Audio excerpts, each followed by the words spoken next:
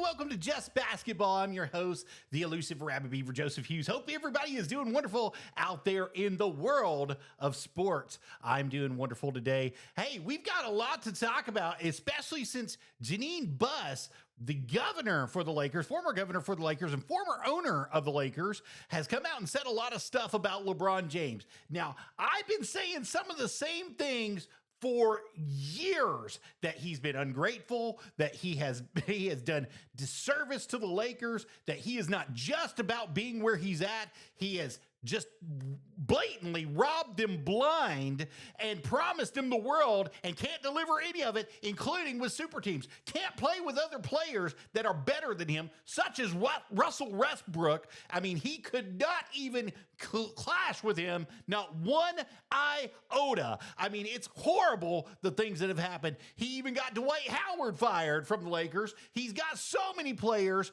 on the edge. Rui, for one, is doing phenomenal for the Lakers, and he keeps trying to get rid of him because he knows he's going to take his job. And yes, guess what? The Lakers are at a point now to where they have to face the music with LeBron. Either they've got to trade him, waive him, and get him out of that freaking locker room, or trade his ass somewhere else. And that's the only choices that they have. Pardon my language, but it's the truth. They have to trade him to somebody who's willing. Now, here's the problem that they've got. If they give him up in a trade, they're going to have to get somebody who either A, has the cap space to do it, or B, is willing to create the cap space to do it and give up their future for old man father time. And I don't think anybody is willing to do that. So the other two options are the big contracts coming up are Austin Reeves' contract, which is going to be coming up shortly, and also Rui's contract is going to be coming up. Those are the other two big contracts.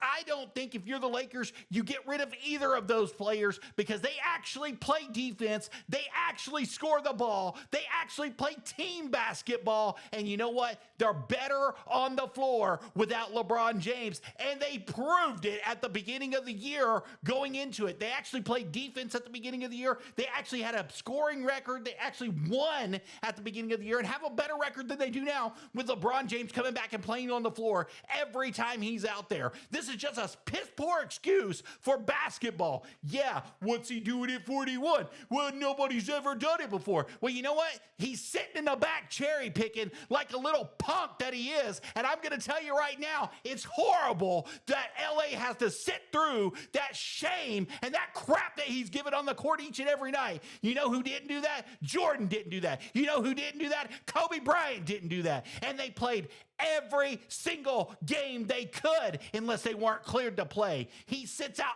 every freaking chance he gets. I'm really hot about it because that's not winning basketball, and LA deserves better. The fan base deserves better, and they deserve a real champion to come in and play basketball in Los Angeles again. That's the hot take of the day for Just Basketball. Y'all have a wonderful evening.